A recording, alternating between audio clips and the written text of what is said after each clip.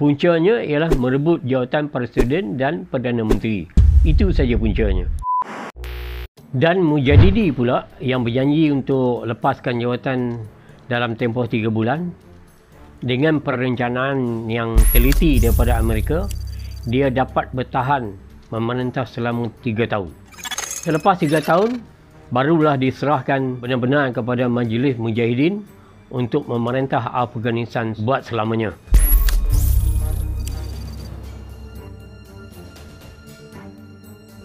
Dan Majlis Mujahidin ini melantik Burhanuddin Rabbani sebagai Presiden.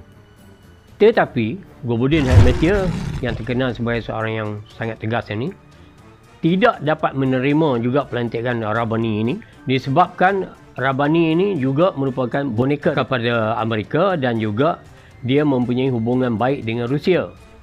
Dan dia pernah pergi ke Rusia menziarahi Tugu Pahlawan di Moskow. Jadi Gulbuddin Hekmatyar dia menganggap perbuatan Rabbani ini sebagai satu pengkhianatan kepada syuhada Afghanistan. Sebab itu dia tidak boleh iktiraf Rabbani sebagai presiden. Dia tetap meneruskan perjuangannya menentang Mujahidin.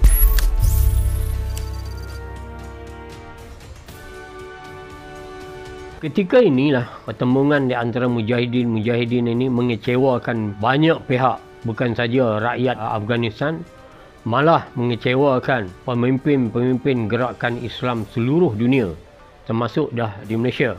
PAS yang diketuai oleh almarhum Ustaz Fazil Nur dan beberapa orang pemimpin telah pergi ke Afghanistan bertemu dengan Hekmatyar untuk merayu supaya Mujahidin ini bersatu dan kembali kepada Al-Quran dan Hadis, kerana perbuatan pertembungan perang saudara di antara Mujahidin ini memberi satu kesan buruk kepada gerakan Islam di luar, mendatangkan fitnah.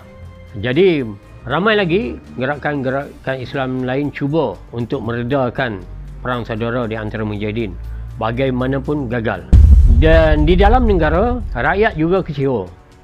Tetapi mereka seperti sudah hilang semangat untuk menyokong mana-mana pihak. Dan ketika inilah lahirnya satu kumpulan baru yang terdiri daripada pelajar-pelajar Afghanistan yang belajar di Pakistan. Mereka ini juga merupakan antara kumpulan yang sangat kecewa dengan perpecahan Mujahidin. Puncanya ialah merebut jawatan Presiden dan Perdana Menteri. Itu saja puncanya. Dan mereka sebagai pelajar luar yang bercampur dengan pelajar-pelajar antarabangsa sering dikritik oleh rakan-rakan luar negara sebagai anak-anak Mujahidin. Untuk pengetahuan anak-anak sekalian, pelajar-pelajar Afghanistan ini yang belajar di Pakistan merupakan anak-anak kepada Mujahidin dan rakyat Afghanistan yang terpilih. Dan mereka ni dijangka akan kembali ke Afghanistan menjadi pewaris pemerintah kepada bumi Afghanistan satu masa kelak. Jadi oleh kerana mereka tertekan juga dengan sikap Mujahidin yang berbalah, akhirnya mereka telah bersatu mengambil keputusan untuk mewujudkan satu kumpulan, iaitu kumpulan pelajar yang dikenali sebagai Taliban, untuk kembali ke Afghanistan dan menghadapi tentera-tentera Mujahidin. Mereka berhasrat untuk mengeluarkan Mujahidin dengan mereka sendiri yang naik memerintah. Taliban ini, apabila mereka mengambil tindakan ini, kesempatan pula telah diambil oleh Amerika untuk menjadi dalang di sebalik kebangkitan Taliban. Amerika mula membantu dari segi keuangan, dari segi latihan tenteraan, perlengkapan senjata dan sebagainya. Ketua kepada pelajar-pelajar ataupun Taliban ini ialah Syekh Mullah Omar. Dan dia bersetuju untuk menerima bantuan daripada Amerika kerana matlamatnya ialah untuk menjatuhkan Mujahidin dahulu. Dan pada Oktober 1994, Taliban telah menggerakkan pasukan mereka untuk masuk menentang tentera Mujahidin Afghanistan. Taliban mula masuk ke Afghanistan yang dibantu oleh sebahagiannya daripada tentera Pakistan, sedikit daripada tentera India yang ditaja oleh Amerika. Ada juga orang bertanya, kenapa Mujahidin berlawan ataupun menentang tentera beruang merah Rusia boleh menang? Tetapi apabila dengan Taliban, pelajar yang tidak ada pengalaman, mereka boleh kalah dengan begitu cepat pula. Sukalah ayahanda CN jelaskan di sini. Sebenarnya bukanlah Mujahidin ini tidak mampu berdepan dengan pelajar-pelajar ataupun Taliban ini. Cuma mereka mengambil satu sikap, iaitu sikap mengundur dan pertahankan diri. Kerana mereka tidak sanggup membunuh anggota Taliban.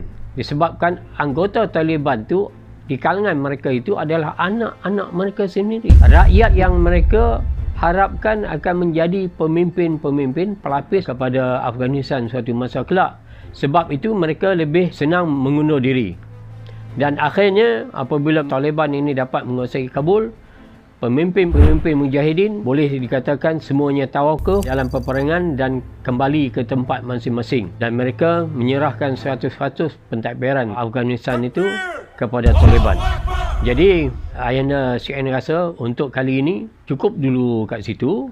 Nanti sebenarnya kita ada sambung lagi, iaitu bagaimana peranan Taliban di dalam memperkasakan pentadbiran dan undang-undang Islam di Afghanistan, dan kenapa mereka ni mendapat tentangan yang hebat daripada negara-negara barat, dan bagaimana boleh wujudnya Osama bin Laden. Jadi insya-Allah kita bertemu lagi.